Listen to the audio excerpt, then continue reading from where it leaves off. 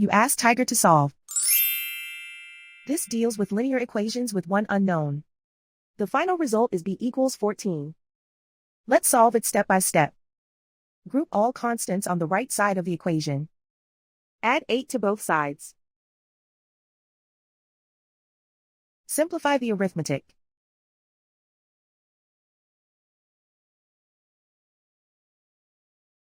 Isolate the b. Divide both sides by 2.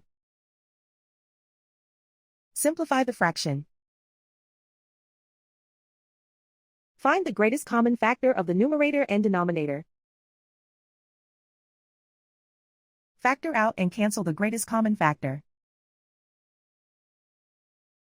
And so the final result is b equals 14.